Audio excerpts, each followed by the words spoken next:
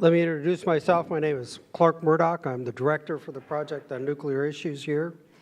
I have to say this is probably my last official duty as the director for the project on nuclear issues. In 2 weeks, I will be succeeded by Rebecca Hersman, who is recently retired from the Department of Defense as the Deputy Assistant Secretary of Defense for countering weapons of mass destruction, and will bring much needed enthusiasm and youth into the program again during the time. But anyway, it's been a great privilege to serve as the director of PONI, and this is a fitting way to end it. I would like to introduce the two participants in this evening's debates. The PONI Debates, the issue, has been one of our most successful programs for PONI during that time. Matthew Kronig is an associate professor at Georgetown University, a senior fellow at the Atlantic Council. His bio and the number of things that he has written, the recent things that he has written are included in his bio, so I won't go over that since you all have that. Ted Galen Carpenter is also a senior fellow for Defense and Foreign Policy Studies at the Cato Institute. We won't go over his publications because there's simply far too many to list, to read through in this event during this time, but a prolific writer and producer of analysis on these issues.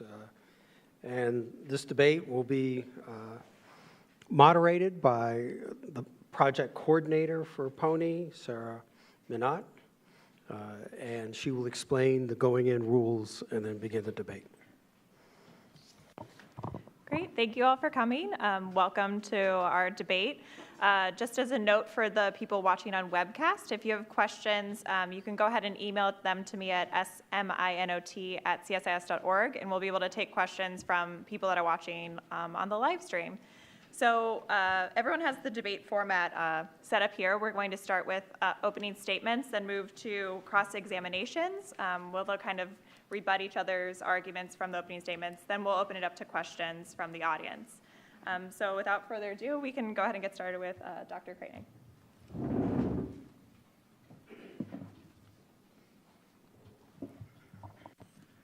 Well, thank you very much for that introduction, Sarah. It's a pleasure to be here at CSIS and PONI.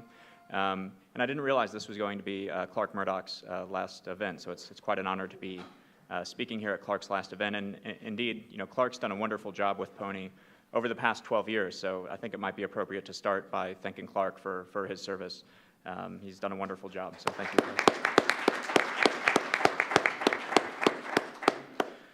Clark. So the question we're asked to debate tonight is if, or I guess the proposition is, quote, if Iran fails to make an agreement with the P5+1, immediate action should be taken against them. And I'm going to argue the affirmative. So first, what does it mean if Iran fails to make an agreement? Well, I think it means that if Iran and the P5+1 fail to come to a framework agreement by next week, by March 31st, that would mean we've failed to get an agreement. Or if we get a framework agreement by next week, by March 31st, but the P5+1 and Iran fail to work out a full agreement with all the technical details worked out by the end of June, which is the second deadline. If we fail to get that technical agreement by the end of June, then that would also mean that diplomacy has failed. So why do I argue the affirmative? Well, I argue the affirmative for three reasons. First, widely accepted, a nuclear-armed Iran is unacceptable. Bill Clinton has argued this, George W. Bush, and President Obama. And President Obama has been especially clear about this. President Obama has said not only that our policy is not to contain a nuclear-armed Iran, but that it's not even possible. He said, quote, a nuclear-armed Iran is not a challenge that can be contained, end quote. So there's bipartisan consensus in favor of preventing Iran from acquiring nuclear weapons, bipartisan agreement in a policy of prevention. So the question is not, should we prevent Iran from acquiring nuclear weapons or not, but how best to do that? So the second point is that the status quo is also unacceptable. The status quo is untenable as the terms for a long-term agreement. After all, if the status quo were acceptable for a comprehensive deal, we could just declare the current situation to be a comprehensive deal and be done with it. But everyone agrees that the current status quo is unacceptable. The best experts estimate that if the Supreme Leader were to issue the order to build nuclear weapons, that it would take Iran roughly 2 to 3 months to get to the point of no return. So their nuclear weapons breakout time at present is 2 to 3 months, and that's too close for comfort. So the point of the negotiations over the past 16 months has been to roll Iran's nuclear capabilities back, to put enough limits on it, to extend that breakout time to a year or more. So nobody, not Republicans in Congress, not the administration, not the P5+1, not the international community, is prepared to live with an Iran 2 to 3 months away from a nuclear breakout. So how do we get Iran to roll back its program, to get this year breakout? So this leads to my third point, is that if we fail to get a deal by March 31st or by June 30th, it will have shown that the current approach has failed.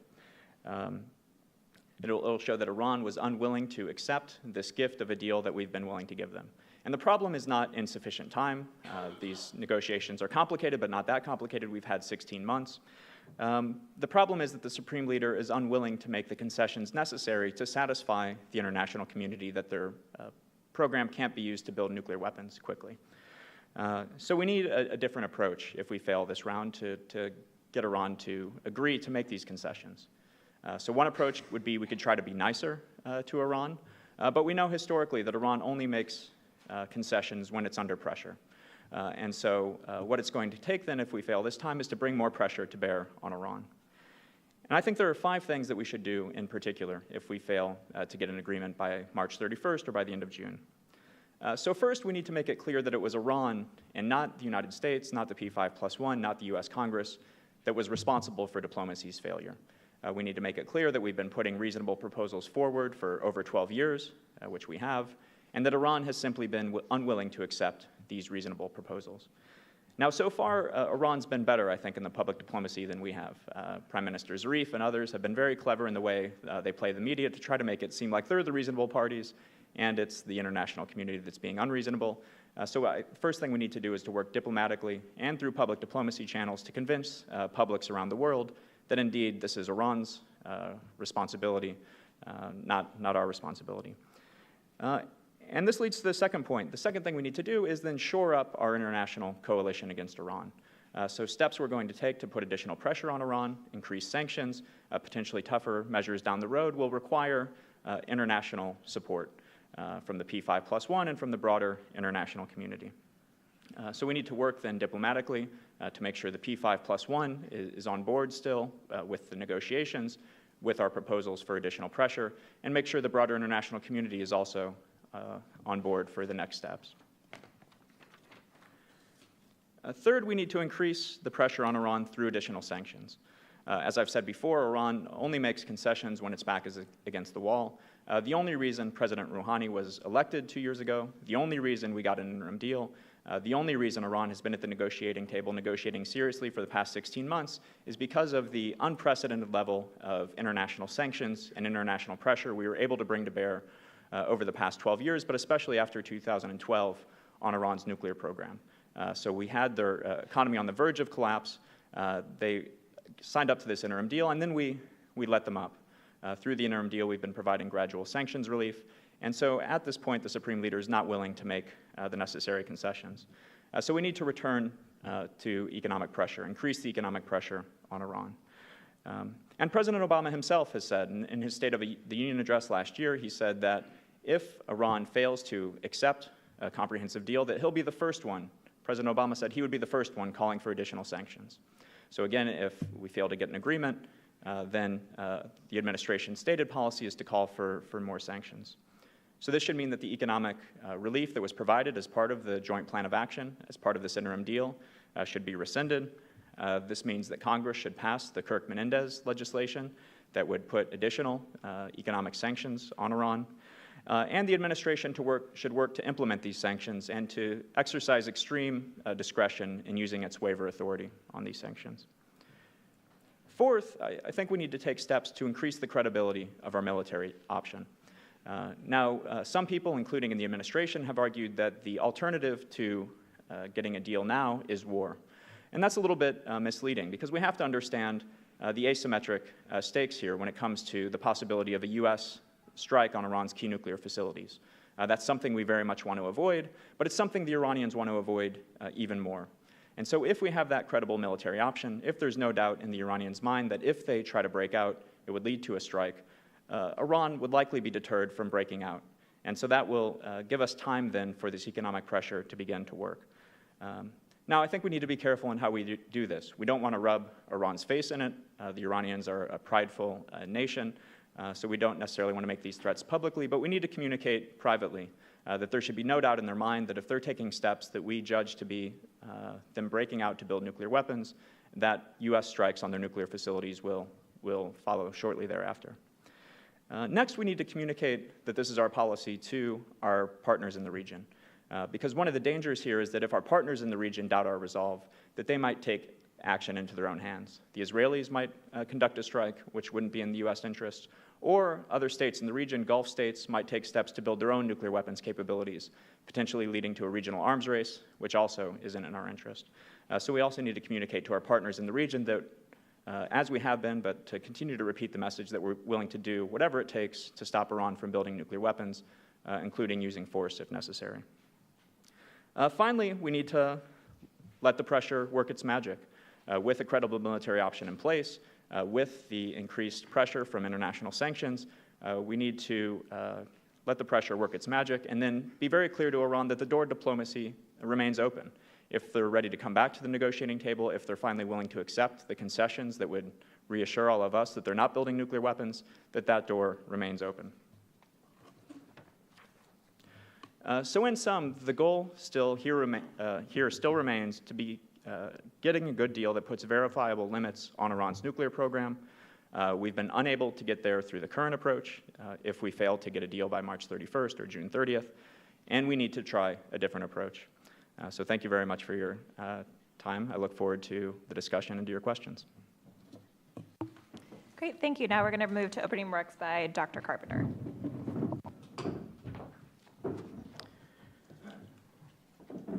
Thank you very much. My thanks again to both Clark and Sarah, and again, my congratulations to Clark on a job very well done over the years. Excellent program. I think we need to face certain realities in our negotiations with Iran and overcome some persistent myths.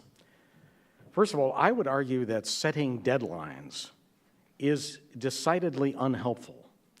I realize that failing to set deadlines can have its own problems. After all, we had the mutual and balanced force reduction negotiations with the Soviet Union during the Cold War that dragged on year after year after year without any productive achievements.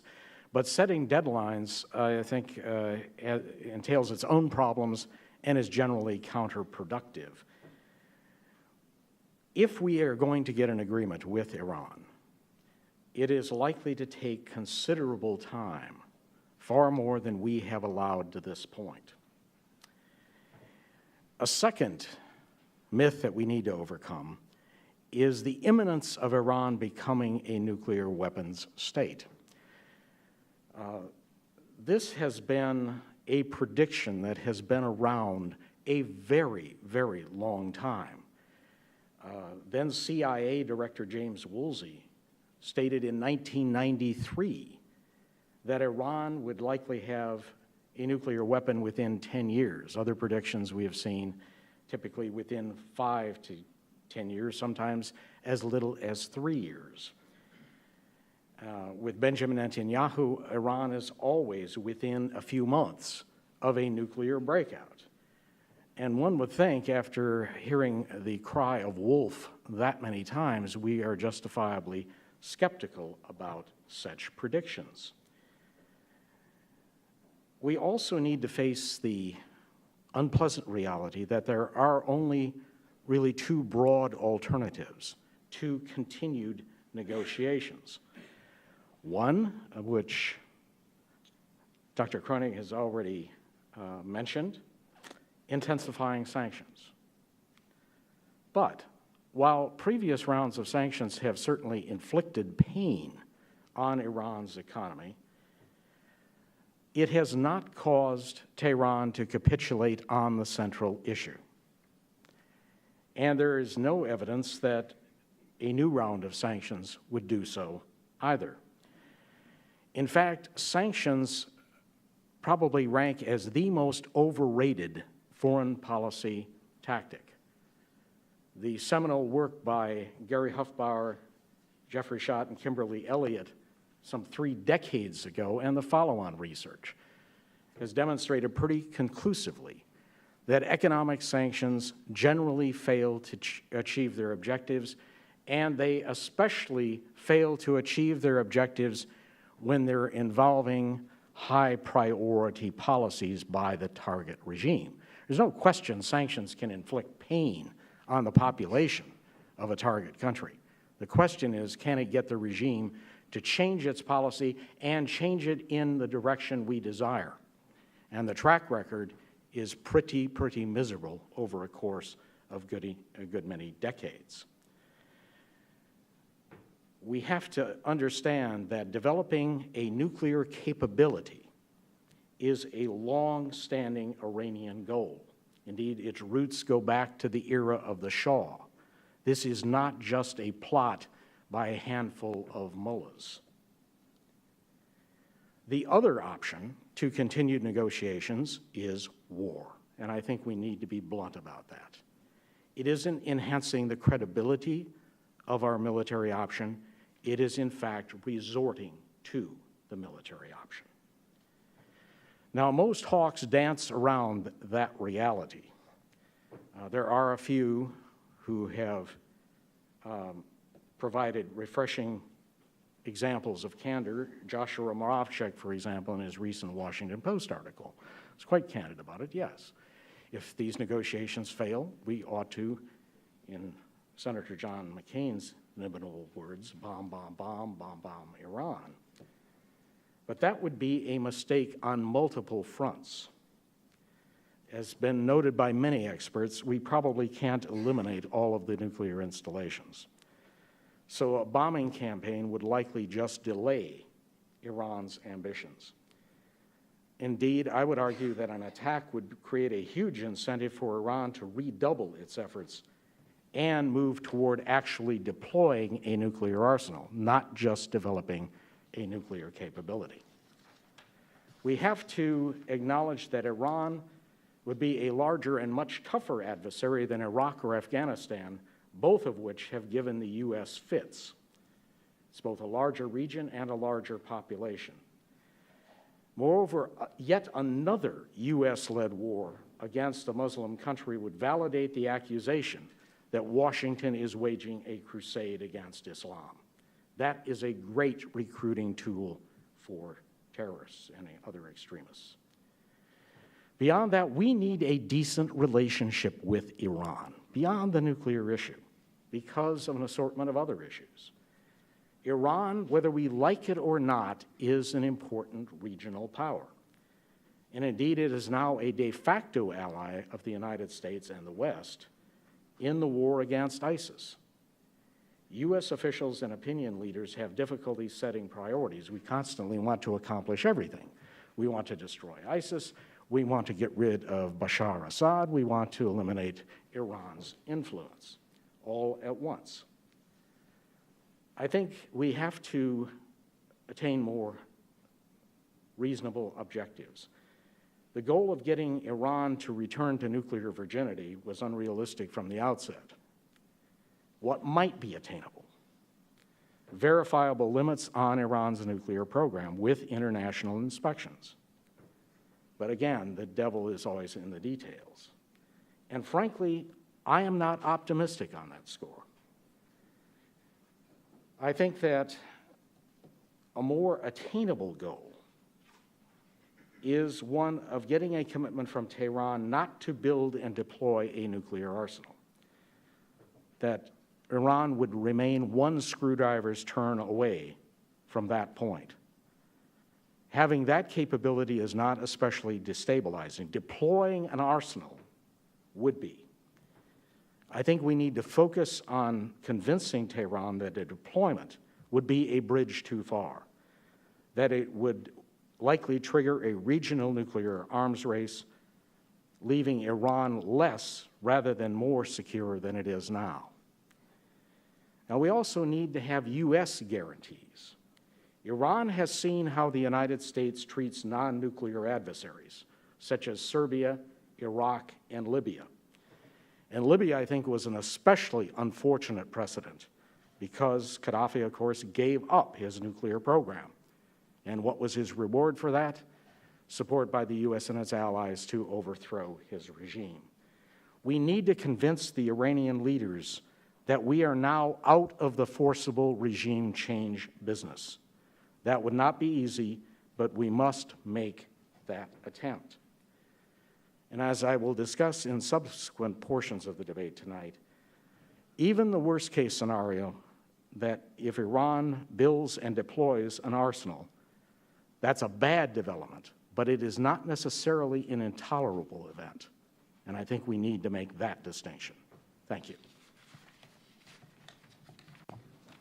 Great, now we're going to move into the cross-examination. Dr. Kronig, if you would like to start. Standing. Go ahead, yeah. Well, thank you very much for those comments, Dr. Carpenter. You said many things. Many of them I agree with, many of them I disagree with, but nothing you said called into question my conclusion. You didn't argue that we shouldn't increase pressure on Iran, and you didn't argue what an alternative course of action would be if we don't increase pressure on Iran. So I think we can continue the discussion because it's interesting, but I don't see that a debate has formed here. First, we shared the goal. The goal is to make sure that Iran doesn't build nuclear weapons. I agree with that. Second, we need to make clear to Iran that if they do what we want them to do, that if they agree to a deal that rolls back their nuclear program, that convinces us that they can't build nuclear weapons, then we need to provide them assurances that we won't attack anyway. Thomas Schelling, the great deterrence theorist, argued that deterrence threats are always combined with a promise. Do what you don't want us to do, and there will be punishment. Do what you want us to do, and there won't be punishment. So we agree there. To the degree that you had a proposal, it's an unworkable one. You said we should let Iran get 1 or 2 screwdrivers turns away from a nuclear weapon. But that's not a workable solution, because once Iran gets 1 screwdriver's turn away from a nuclear weapon, what's going to stop them from turning the final screwdriver? Once we let them get to that point, there's no reason why they wouldn't go ahead with it. We can't physically intervene to stop them.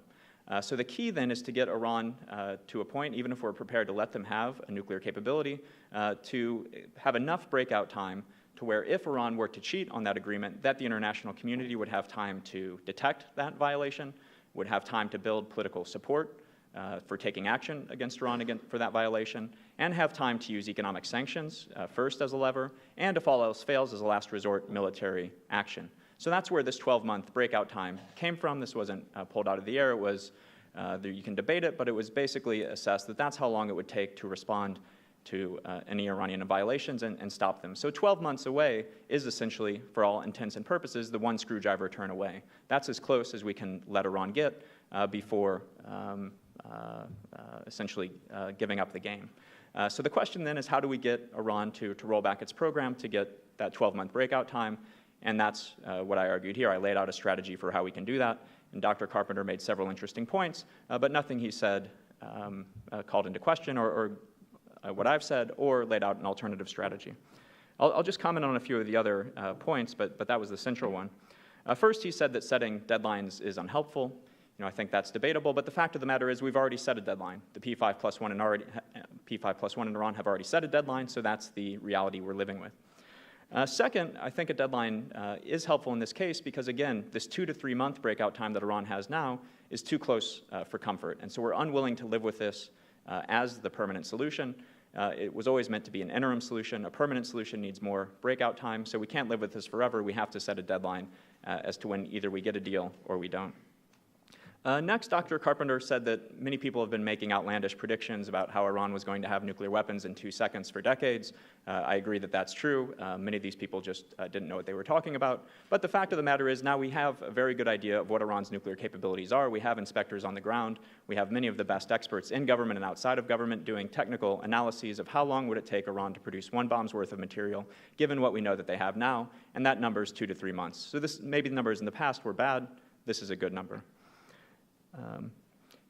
He said that resorting to the military option is a bad option, and I don't think anybody disagrees with that.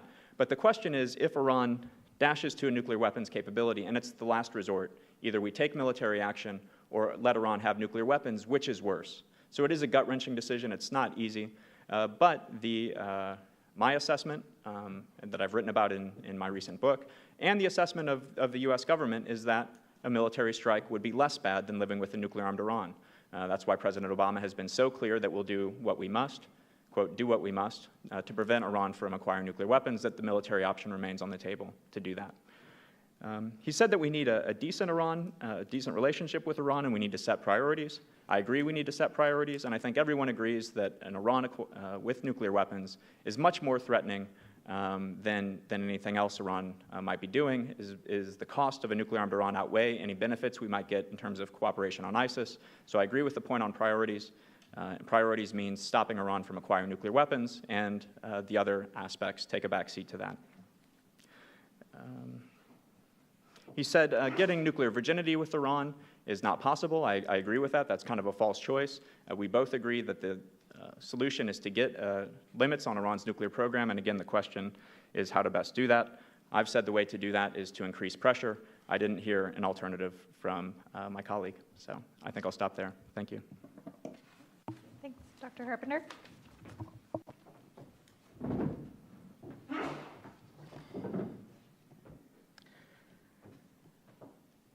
I guess the fundamental disagreement I have with Dr. Koenig and with others who advocate military action as an option that must remain available is that a nuclear-armed Iran would be bad. A war to prevent that would be even worse. That would be inherently destabilizing to the Middle East. It would poison our relations with Iran probably for decades to come. And I have to admit, I experience a sense of deja vu with this, with people who argue that Iran is not containable, that for some reason deterrence doesn't work with Iran, that this is the great exception, the crazy mullah's thesis, that if Iran had nuclear weapons, it would certainly threaten to use them and might well use them.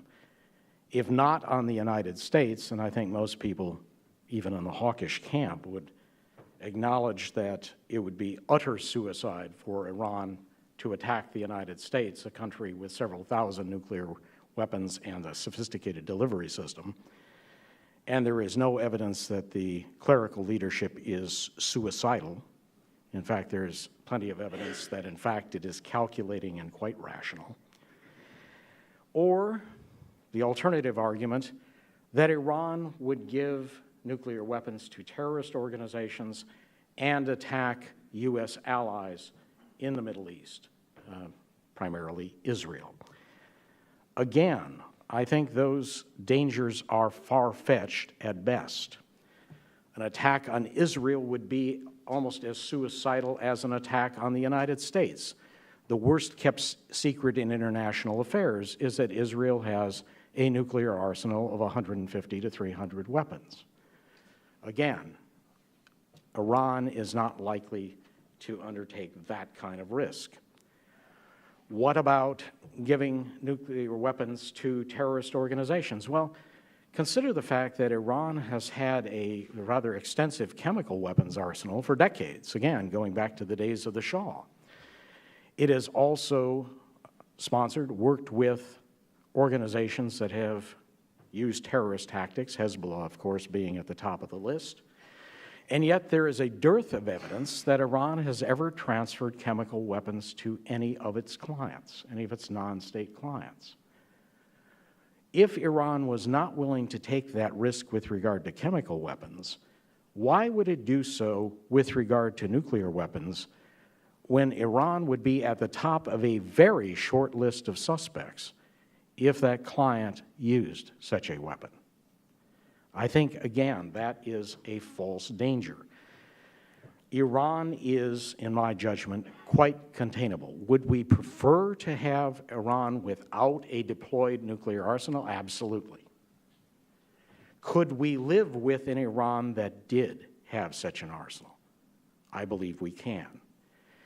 And the distinction between the one screwdriver's turn away and actually deploying an arsenal is a very important one. And I think we need to look at what happened with India and Pakistan that reached that one screwdriver's turn away in the 1970s and yet did not deploy arsenals for another 2 decades until conditions changed and tensions rose. I'm not saying that Iran would forever forego deploying such an arsenal, but it doesn't mean that just because it developed a capability to build nuclear weapons, it would automatically move to the next step and deploy an arsenal. I mentioned the sense of déjà vu. When I hear the hawks say that Iran cannot be contained, we cannot allow Iran to have nuclear weapons, I'm reminded of the same comments, eerily similar comments, about Maoist China in the 1960s, and how the blood-curdling statements from Mao and his associates indicated that a Chinese communist government with nuclear weapons would be an utter disaster, that they could not be deterred. They would definitely use such weapons against either the United States or its allies. And the statements from Mao and his associates, I would argue, were far more frightening than anything we have heard from the clerical leadership in Iran. This was a leadership that actually argued that it was possible to fight and win a nuclear war with the United States, even if China lost as much as half of its population. Hawks in the United States proposed airstrikes against Chinese nuclear installations. And the Johnson administration, I know for a fact, seriously considered that option.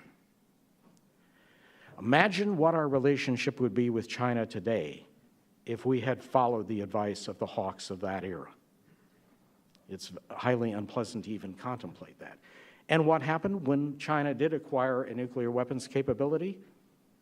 It actually acted in a more responsible manner, in part because its own insecurities were reduced. We can deter Iran, and given its importance in the region, we need to learn to live with an Iran, preferably one that doesn't deploy an arsenal. But even if it does, we need to learn to live with that reality rather than trigger another war in the Muslim world, one with unpredictable but likely disastrous consequences. Thank you. Great. I think we're going to get ready to open it up to Q&A from the audience. We have a couple people in the back who will bring around microphones. Please state your name and where you're from and keep your questions brief. Sorry, they're just getting organized back there. I think right up here.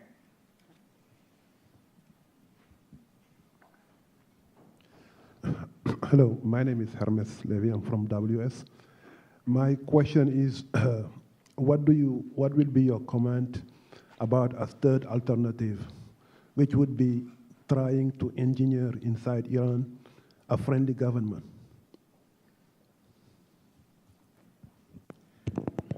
So the question was, what about a third alternative to try to engineer a more friendly government to come to power in Iran, I think was the question.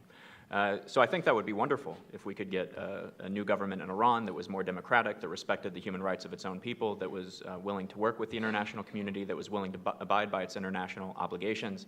And so the United States has had some programs in place over the years to try to support moderates in Iran.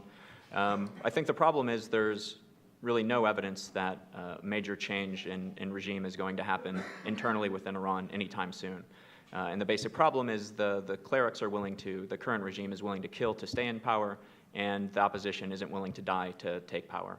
And I think as long as that's the case, we're not going to get a change in government. We were close, or we had at least a protest over the elections in 2009, the Green Movement, but the government cracked down harshly, put people in prison, exiled them, and that really demoralized this opposition movement. So a new government would be great, but I think for the time being, we have to work under the premise that we're going to be dealing with this government. I would argue that given Washington's history with Iran, a U.S. blessing would be the kiss of death for any alternative movement. I mean, going back to the CIA-orchestrated coup in 1953, the Iranians have long memories, and to be blunt, they don't really trust us and our protestations about democracy and human rights. Secondly, I think it's a mistake on two levels to see the clerical regime as a monolith.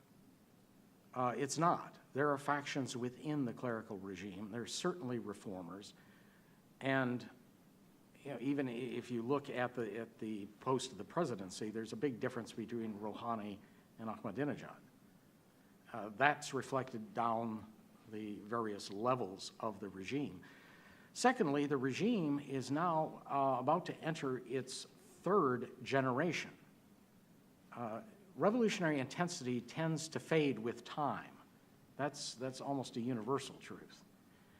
And so I would be patient, let Iran work out its own internal political destiny without trying to orchestrate regime change. We haven't exactly had a great track record over the decades around the world with that strategy, and I wouldn't try it in this case.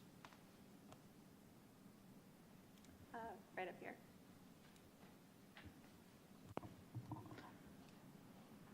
Just right here. Oh, in the tan shirt up here. Thank you. Ibrahim Mohseni from University of Maryland. This is to Dr. Cronick.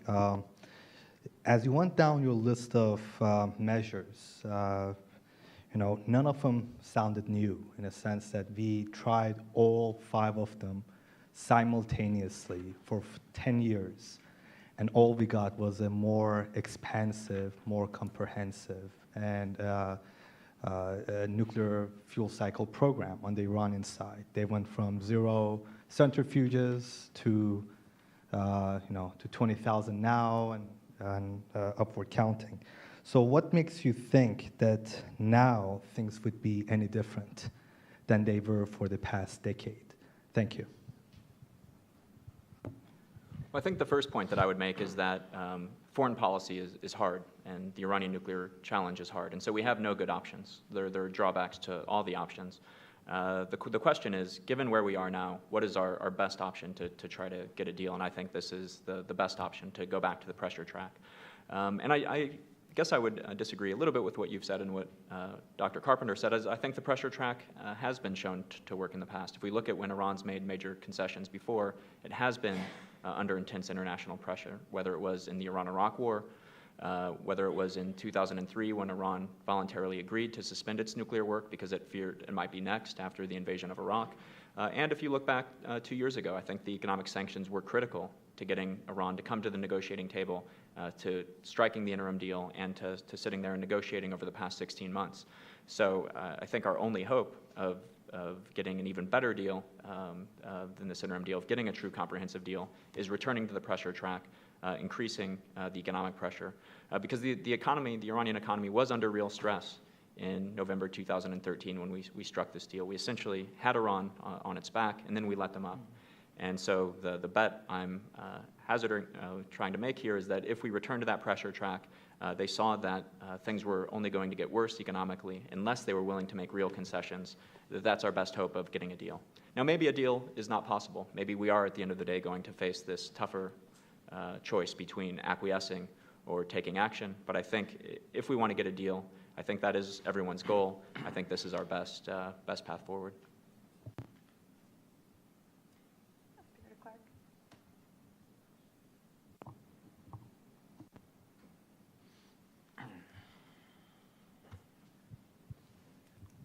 Thank you. Thank you, Clerk Murdoch. Let me ask about another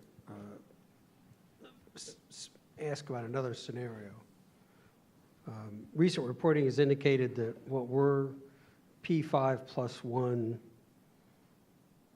negotiations with Iran are really U.S.-Iranian negotiations right now, and that There are some who believe, the French are reported to be in that camp, believe that on major elements, the United States is moving closer to Iran's position on several important regards in terms of trying to get a deal. What if we, instead of saying no deal, what if we get a bad deal? What do you do if we get a bad deal? I guess I would ask you first to define what is a bad deal, in your view. One in which the breakout time, we may say the breakout time is a year, but the experts say it's not really a year, it's not much different than what it was already. We have something that's been agreed to, but substantively looks very much like the current status quo in terms of a very small breakout time. I guess I would argue that even an imperfect deal would be better than no deal at all, and it's certainly better than the military scenario.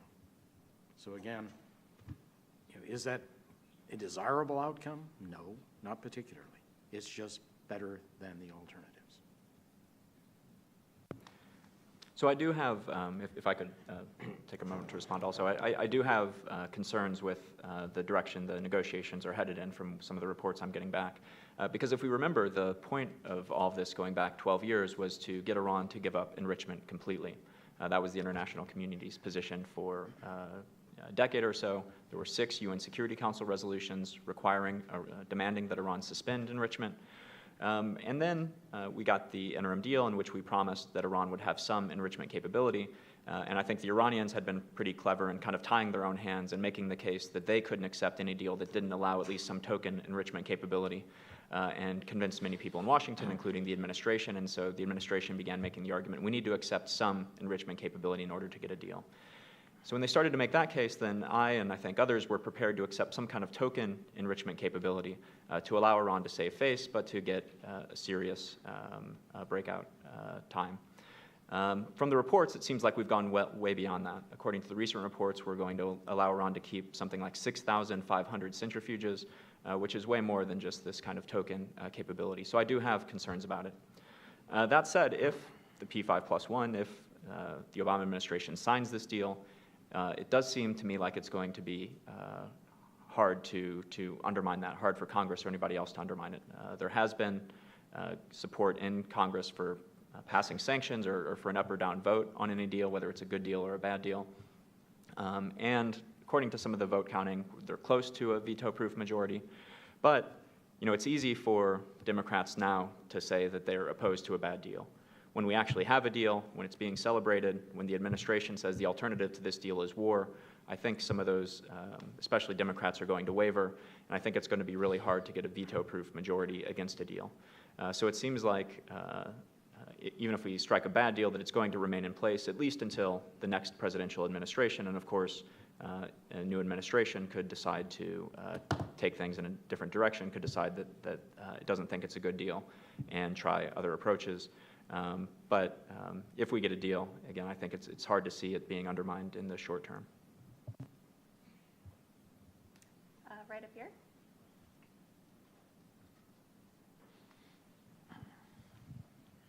Craig West, OSD. So I'm curious for both of you to answer the question regarding proliferation. So if the Iranians were to get nuclear capability, even a rudimentary capability, the likelihood of other countries in the region going ahead and getting their own nuclear capability seem, within the realm of possibility, particularly Saudi Arabia, possibly Turkey. So the question is, would the U.S. be willing to commit to attack Iran to prevent proliferation and maintain some semblance of status quo under those circumstances?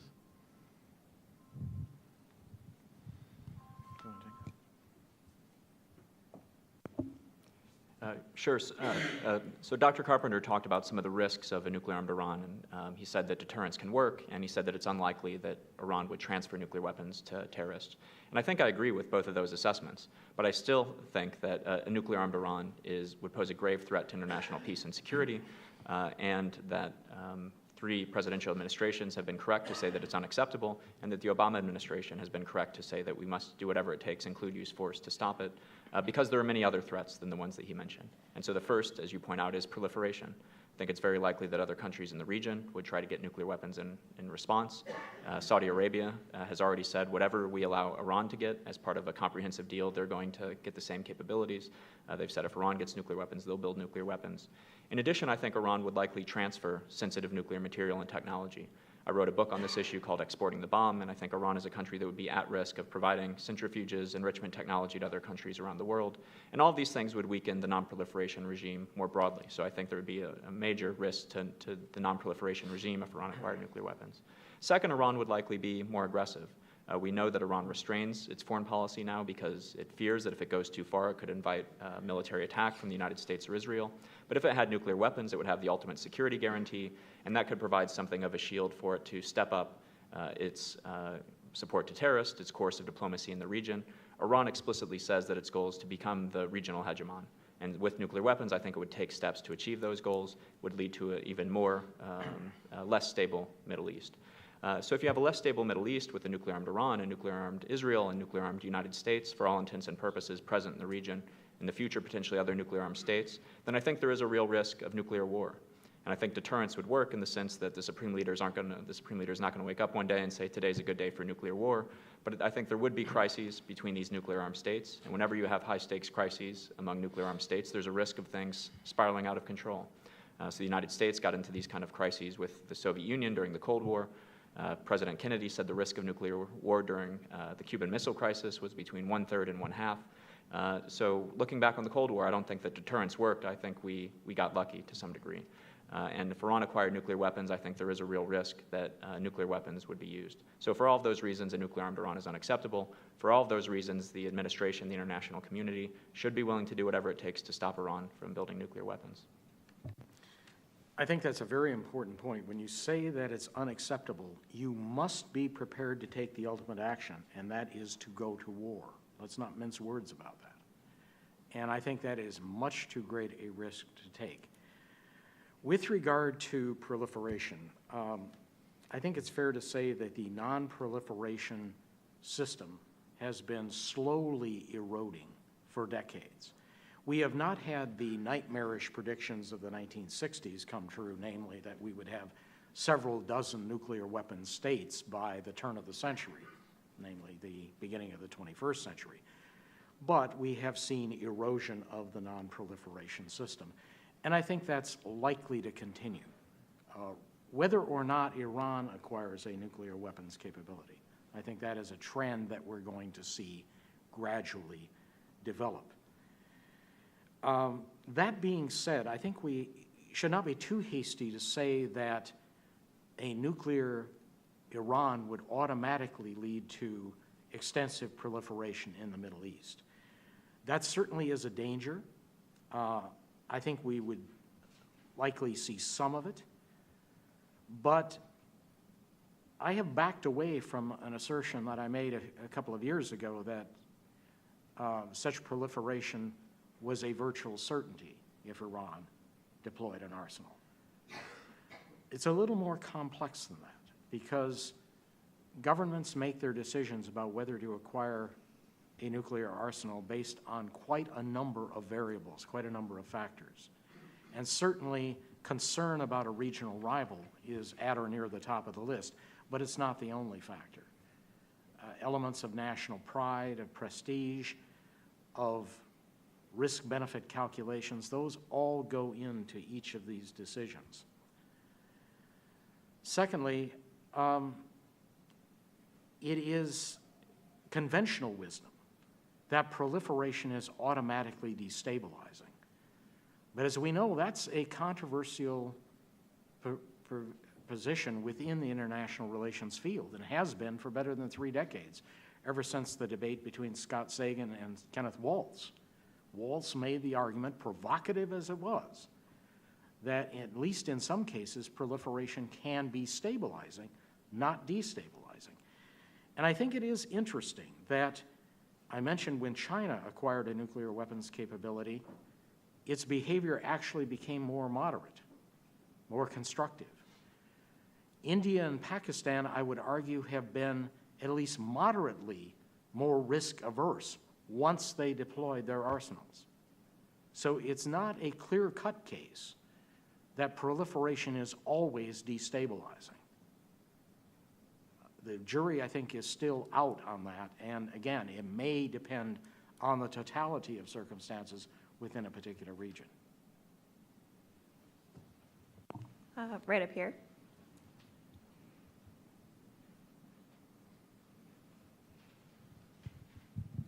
Hi, my name is Sanna Björling. I'm a Swedish journalist.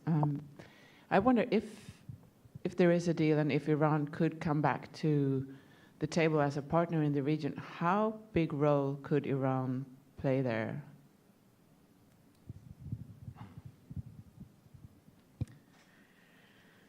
That is an excellent question, and especially given the Shiite-Sunni dynamics in the region, Iran being by far the leading Shiite power, the United States and its allies having more than a few difficulties with militant Sunni forces at the moment.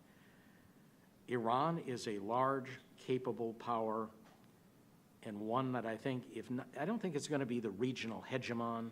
I think there are too many competitors for it to achieve that status. But it may very well emerge as the first among equals in terms of Middle East powers, excepting Israel. I'm putting Israel in a separate category. But if you look at the other powers, Iran may emerge eventually as the single strongest power, but that's still far short of being a regional hegemon. So this is a huge question that could be the subject of its own debate and a little bit further afield from the debate tonight, but I'll just make a brief comment. I mean, I think it raises a bigger question about America's alliances and partnerships in the region, and I think the United States essentially has to choose between aligning itself with its traditional allies, Israel and the Gulf partners. There are problems with that, but that's traditionally been the way we've done it, or aligning ourselves with Iran. And so there are some people in this town now arguing that we should switch, that we should align ourselves with Iran. And I guess I disagree with that, because I think in addition to the nuclear threat, which is a major challenge, Iran has posed problems for the United States and for our allies in the region for many years, and I think it's only been getting worse recently. Iran essentially controls 5 countries now, or has undue influence in 5 countries. Iran, of course, Iraq, Syria, Lebanon, Yemen. And so the United States has had a policy for decades of preventing any one country from dominating the region. And so I think in addition to solving the nuclear issue, the United States should step up its pressure against Iran and try to counter this malign influence in the region and shore up our relationship with our traditional partners, Israel and the Gulf states. If I may just add on that, unfortunately, at least one of our traditional partners, Saudi Arabia, is about the sleaziest government one can possibly have.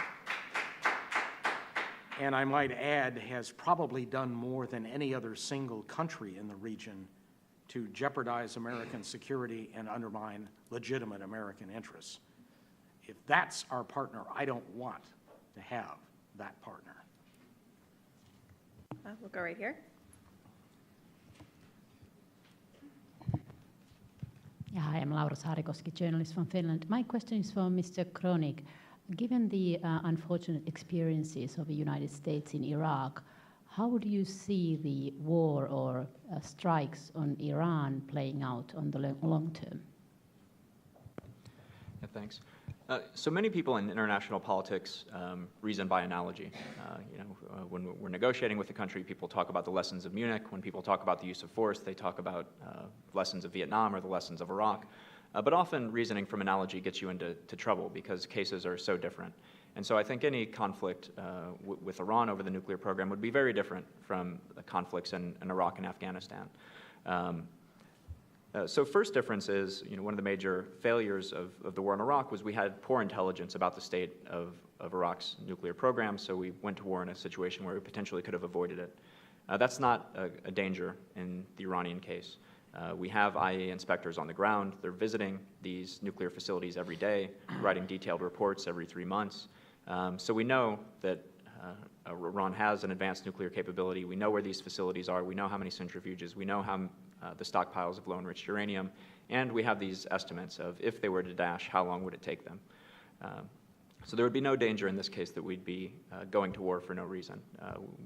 We have a much better sense of what Iran's capabilities are and how close they are. Second difference is part of the reason the wars in Iraq and Afghanistan were so costly is because the United States and the international coalition went in, overthrew the governments, put hundreds of thousands of troops on the ground, and stayed for 10 years. Nobody's talking about that kind of a conflict with Iran. First of all, nobody's advocating we go to war with Iran over its nuclear program. Now it would be as a last resort if everything else failed in order to prevent them from building nuclear weapons. But at that point, the options that would be considered would be limited strikes on Iran's key nuclear facilities. So this would be done through air power or strikes potentially from U.S. naval vessels at sea. We're not talking about boots on the ground. Then Iran could potentially retaliate, but Iran doesn't have impressive military capabilities, to be frank. It doesn't have a conventional army. It has these asymmetric options. It could hit back with ballistic missile strikes. It could sponsor terrorist attacks. It could cause problems in the Strait of Hormuz. But it's really hard to see, I think, a limited strike on Iran's key nuclear facilities becoming some kind of large-scale war. So I've written about this in detail. I have a book on Iran's nuclear program about all the options, including the military options. So if you're interested in more detail, you can go there. But I think it's a mistake to think about this in terms of as something similar to the war in Iraq. It would be about airstrikes on Iran's key nuclear facilities and limited Iranian retaliation. If I might add, we might want to keep a war limited. That doesn't mean that it would necessarily stay limited. And I think Dr. Kronig is entirely too casual about the nature of an Iranian response and, in turn, the likely U.S. response. We start having American ships sunk or American troops killed or American planes shot down, I cannot imagine a rational debate in Washington taking place that emphasizes, well, we wanted to keep this very limited and we intend to continue doing so. When the John McCains and Tom Cottons of the world start taking to the Senate floor and demanding escalation against this outlaw regime that has now killed Americans.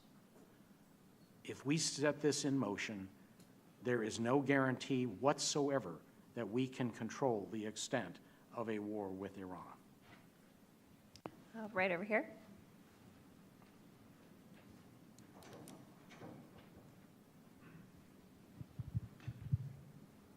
Thank you. Ross Harrison, Georgetown University. We've talked about a good deal and a bad deal, but we haven't talked about sort of what, if Iran accepts a good deal or if Iran's willing to accept a good deal or is not willing to accept a good deal, sort of where does the fault lie here? The question is, if the deal falls through, the assumption is that somehow Iran has acted in bad faith or that Iran has somehow failed to live up to the expectations of the international community. If you're looking at the deal from the Iranian perspective, is there a deal that makes sense for them? Assuming for a minute they're willing to accept the modalities that have already been laid out in terms of the number of centrifuges, in terms of the breakout capability, do we have enough on our end to deliver that makes sense for them to be able to politically give up what they need to give up in order to sustain the kind of deal that is on the table? Thank you. Well, so I think the first step to answering that question is asking what does Iran want from the negotiations? And I think what Iran wants from the negotiations is a nuclear weapons capability and sanctions relief too. The problem is that's unacceptable to us. We're not willing to let Iran have nuclear weapons. And so we want reassurances that they can't build nuclear weapons. So that's the problem that Iran is facing right now. They're not willing to take the steps to roll back their nuclear program to reassure us. So it may be possible that there's just no overlap between what they're trying to achieve and what we're trying to achieve.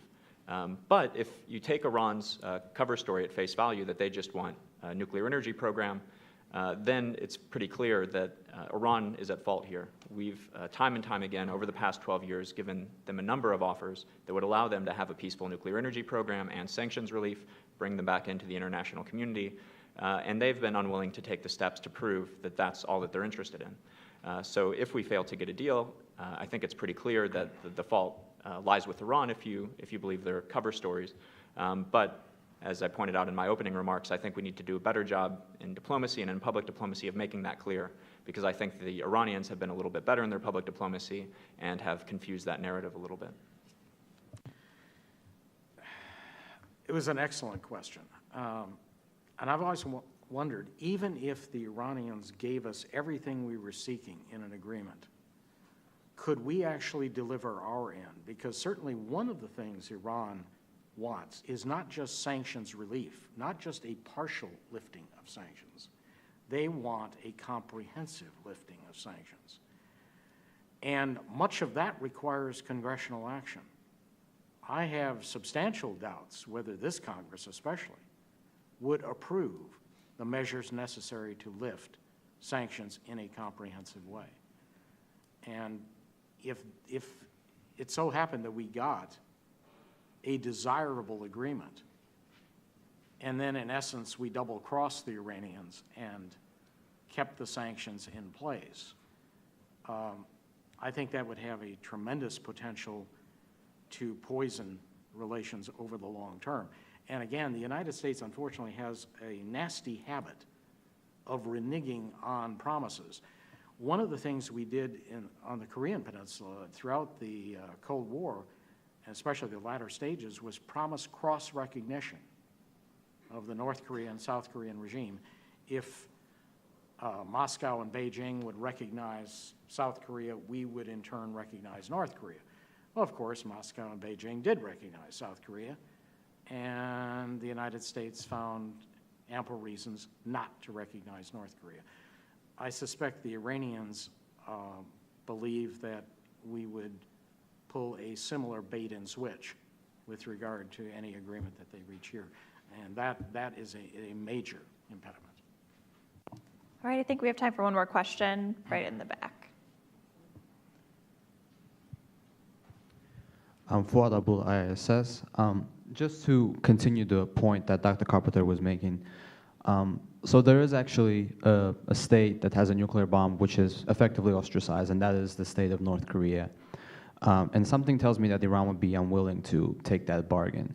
So the question is, how realistic would it be, in your opinion, to cite the North Korean experience or North Korean case to deter Iran's nuclear capabilities? Well, I think that's an argument that the administration and the P5+1 has tried to make, that pursuing nuclear weapons will make Iran less secure, not more secure, that it will make it ostracized from the international community. And so I think that's an important argument to make. I think it becomes harder if we get a so-called bad deal and the international community essentially blesses Iran.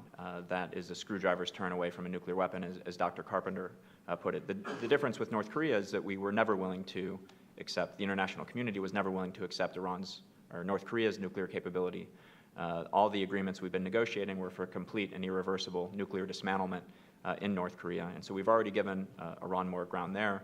And if we get a so-called bad deal that blesses Iran's nuclear capability, then I think it's harder to replicate the kind of model with North Korea in Iran.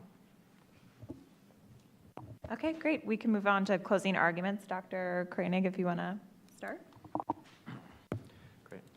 So in our discussion and in the Q&A section, we got into a wide-ranging discussion about all kinds of things, about North Korea, about Iran's role in the region, about possible military options. But I just want to remind everyone what the discussion topic was today, which is if we don't get a deal by next week, or if we get a deal next week but we don't work out all the technical agreements by June 30th, should the P5+1 and the United States take additional action against Iran? And my argument was that we should take a number of steps to increase the pressure on Iran, that's our only hope of getting a good deal. So I reminded everyone that a nuclear-armed Iran is unacceptable. That's been a consistent position of the United States for 3 presidential administrations. that the status quo is also untenable, that Iran is too close for comfort. We need to get roll Iran's nuclear capabilities back. Again, there's bipartisan consensus on that. And the key to doing that is to bringing more pressure to bear. So we need to make clear that Iran is at fault for diplomacy's failure, strengthen our international coalition, make sure the international support is in place. 3, increase pressure on Iran through increased sanctions. 4, increase the credibility of the military threat through private channels. And then 5, keep the door open for a good deal if Iran is willing to come back and make additional concessions. My colleague didn't really offer a counter to that. He raised a number of interesting points, but never articulated what an alternative would be. And to the degree that he did, he essentially, as I heard it, argued that we should give up and allow Iran to have nuclear weapons. He argued that we should let Iran be one screwdriver turn away from a nuclear capability. But at that point, we wouldn't be able to physically stop Iran. There would be nothing to physically stop Iran from building nuclear weapons. It would likely go ahead and build nuclear weapons. Dr. Carpenter argued, well, for some time they might stop. India and Pakistan remained non-nuclear for a while, but eventually they went nuclear, and Iran might eventually go nuclear, but that we can live with it. So his argument, to the degree I heard it again, was to let Iran go nuclear and that we can live with that. But the argument that we can live with a nuclear-armed Iran is outside of the mainstream. Nobody in positions of power in the United States, not the Republicans in Congress, not the administration, believe that a nuclear-armed Iran is acceptable. The bipartisan consensus is that we have a policy of prevention, and the real question is how to do that. And as I have articulated, if we fail to get a deal, our best hope of doing that is by increasing pressure. So, thank you. I guess I would argue that bipartisan agreement is at least one sign of folly. We've had a bad history of bipartisan consensus that proved to be disastrously wrong. And again, to bring back the comparison with China, the idea of tolerating a nuclear-armed China was considered absolutely unacceptable to both political parties in the 1960s, utterly unacceptable. And to a large extent, having a meaningful relationship with a communist China was considered utterly unacceptable. And then, voila, Richard Nixon managed to change the parameters of that debate, and we have developed an extremely constructive relationship, not one without complications, certainly, but on balance, a very constructive relationship over the decades. I have a similar hope with Iran. Often in international affairs, the choice is not between a good option and a bad option. It may be between a bad option and a worse one.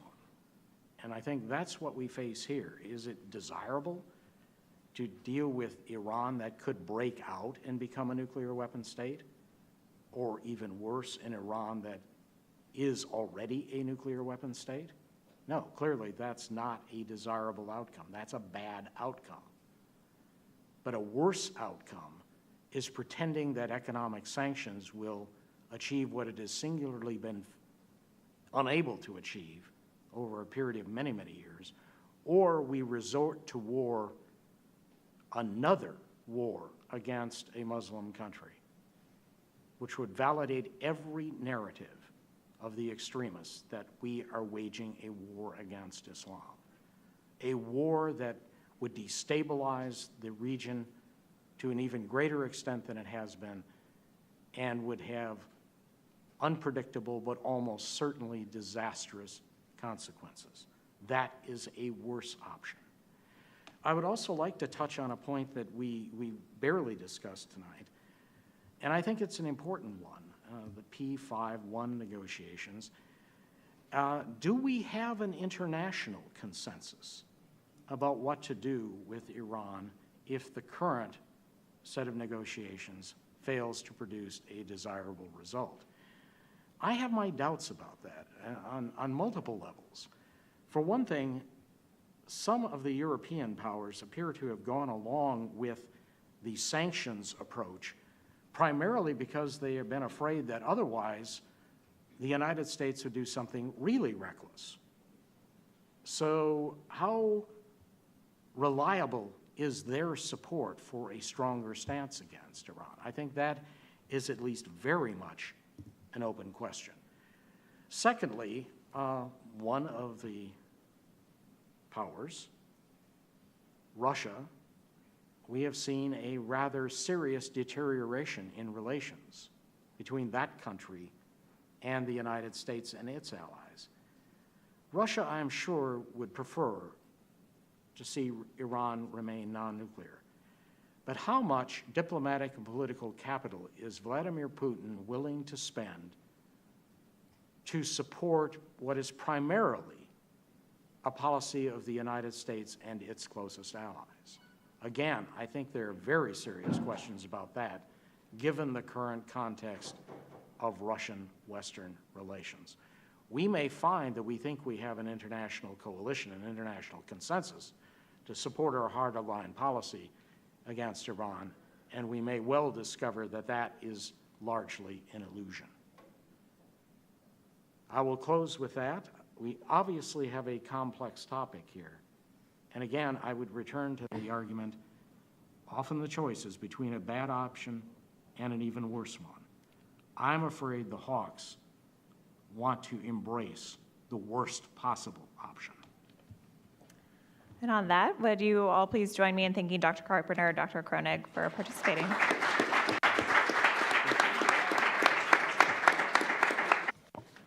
Great, thank you all for coming. Welcome to our debate. Just as a note for the people watching on webcast, if you have questions, you can go ahead and email them to me at sminot@csis.org, and we'll be able to take questions from people that are watching on the live stream. So everyone has the debate format set up here. We're going to start with opening statements, then move to cross-examinations. We'll kind of rebut each other's arguments from the opening statements. Then we'll open it up to questions from the audience. So without further ado, we can go ahead and get started with Dr. Kronig.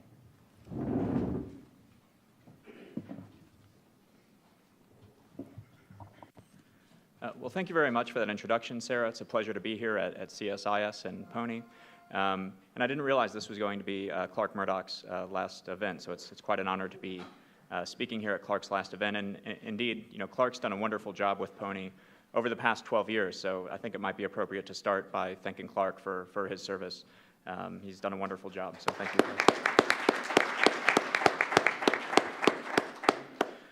Clark. So the question we're asked to debate tonight is if, or I guess the proposition is, quote, if Iran fails to make an agreement with the P5+1, immediate action should be taken against them. And I'm going to argue the affirmative. So first, what does it mean if Iran fails to make an agreement?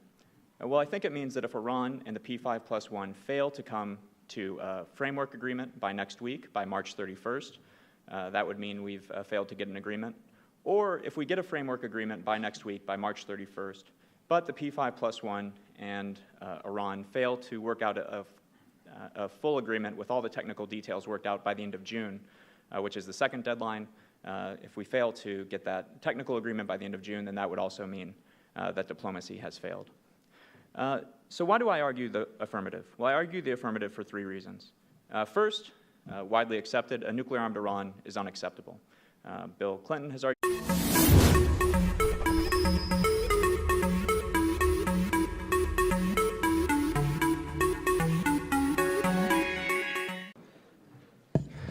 Let me introduce myself. My name is Clark Murdoch. I'm the director for the project on nuclear issues here. I have to say this is probably my last official duty as the director for the project on nuclear issues. In 2 weeks, I will be succeeded by Rebecca Hersman, who is recently retired from the Department of Defense as the Deputy Assistant Secretary of Defense for countering weapons of mass destruction, and will bring much-needed enthusiasm and youth into the program again during the time. But anyway, it's been a great privilege to serve as the director of Pony, and this is a fitting way to end it. I would like to introduce the two participants in this evening's debates. The Pony Debates, the issue, has been one of our most successful programs for Pony during that time. Matthew Kronig is an associate professor at Georgetown University, a senior fellow at the Atlantic Council. His bio and the number of things that he has written, the recent things that he has written are included in his bio, so I won't go over that since you all have that. Ted Galen Carpenter is also a senior fellow for Defense and Foreign Policy Studies at the Cato Institute. We won't go over his publications because there's simply far too many to list, to read through in this event during this time, but a prolific writer and producer of analysis on these issues. And this debate will be moderated by the project coordinator for PONI, Sarah Minot, and she will explain the going-in rules and then begin the debate. Argued this, George W. Bush and President Obama. And President Obama has been especially clear about this. President Obama has said not only that our policy is not to contain a nuclear-armed Iran, but that it's not even possible. He said, quote, "A nuclear-armed Iran is not a challenge that can be contained," end quote. So there's bipartisan consensus in favor of preventing Iran from acquiring nuclear weapons, bipartisan agreement in a policy of prevention. So the question is not, should we prevent Iran from acquiring nuclear weapons or not, but how best to do that. So the second point is that the status quo is also unacceptable. The status quo is untenable as the terms for a long-term agreement. After all, if the status quo were acceptable for a comprehensive deal, we could just declare the current situation to be a comprehensive deal and be done with it. But everyone agrees that the current status quo is unacceptable.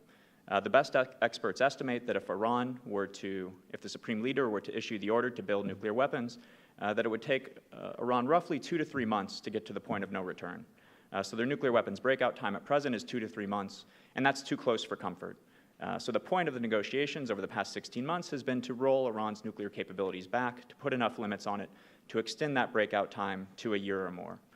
So nobody, not Republicans in Congress, not the administration, not the P5+1, not the international community, is prepared to live with an Iran 2 to 3 months away from a nuclear breakout. So how do we get Iran to roll back its program, to get this year breakout? So this leads to my third point, is that if we fail to get a deal by March 31st or by June 30th, it will have shown that the current approach has failed. It'll show that Iran was unwilling to accept this gift of a deal that we've been willing to give them. And the problem is not insufficient time. These negotiations are complicated, but not that complicated. We've had 16 months. The problem is that the Supreme Leader is unwilling to make the concessions necessary to satisfy the international community that their program can't be used to build nuclear weapons quickly. So we need a different approach. You're able to bring to bear over the past 12 years, but especially after 2012, on Iran's nuclear program. So we had their economy on the verge of collapse. They signed up to this interim deal, and then we let them up. Through the interim deal, we've been providing gradual sanctions relief. And so at this point, the Supreme Leader is not willing to make the necessary concessions. So we need to return to economic pressure, increase the economic pressure on Iran. And President Obama himself has said, in his State of the Union address last year, he said that if Iran fails to accept a comprehensive deal, that he'll be the first one. President Obama said he would be the first one calling for additional sanctions. So again, if we fail to get an agreement, then the administration's stated policy is to call for more sanctions. So this should mean that the economic relief that was provided as part of the joint plan of action, as part of this interim deal, should be rescinded. This means that Congress should pass the Kirk-Menendez legislation that would put additional economic sanctions on Iran. And the administration should work to implement these sanctions and to exercise extreme discretion in using its waiver authority on these sanctions. Fourth, I think we need to take steps to increase the credibility of our military option. Now, some people, including in the administration, have argued that the alternative to getting a deal now is war. And that's a little bit misleading, because we have to understand the asymmetric stakes here when it comes to the possibility of a U.S. strike on Iran's key nuclear facilities. That's something we very much want to avoid, but it's something the Iranians want to avoid even more. And so if we have that credible military option, if there's no doubt in the Iranians' mind that if they try to break out, it would lead to a strike, Iran would likely be deterred from breaking out. And so that will give us time then for this economic pressure to begin to work. Now, I think we need to be careful in how we do this. We don't want to rub Iran's face in it. The Iranians are a prideful nation, so we don't necessarily want to make these threats publicly, but we need to communicate privately that there should be no doubt in their mind that if they're taking steps that we judge to be, if we fail this round, to get Iran to agree to make these concessions. So one approach would be we could try to be nicer to Iran, but we know historically that Iran only makes concessions when it's under pressure. And so what it's going to take then if we fail this time is to bring more pressure to bear on Iran. And I think there are 5 things that we should do in particular if we fail to get an agreement by March 31st or by the end of June. So first, we need to make it clear that it was Iran and not the United States, not the P5+1, not the US Congress, that was responsible for diplomacy's failure. We need to make it clear that we've been putting reasonable proposals forward for over 12 years, which we have, and that Iran has simply been unwilling to accept these reasonable proposals. Now, so far, Iran's been better, I think, in the public diplomacy than we have. Prime Minister Zarif and others have been very clever in the way they play the media to try to make it seem like they're the reasonable parties, and it's the international community that's being unreasonable. First thing we need to do is to work diplomatically and through public diplomacy channels to convince publics around the world that indeed this is Iran's responsibility, not our responsibility. And this leads to the second point. The second thing we need to do is then shore up our international coalition against Iran. So steps we're going to take to put additional pressure on Iran, increase sanctions, potentially tougher measures down the road will require international support from the P5+1 and from the broader international community. So we need to work then diplomatically to make sure the P5+1 is on board still with the negotiations, with our proposals for additional pressure, and make sure the broader international community is also on board for the next steps. Third, we need to increase the pressure on Iran through additional sanctions. As I've said before, Iran only makes concessions when its back is against the wall. The only reason President Rouhani was elected 2 years ago, the only reason we got an interim deal, the only reason Iran has been at the negotiating table negotiating seriously for the past 16 months is because of the unprecedented level of international sanctions and international pressure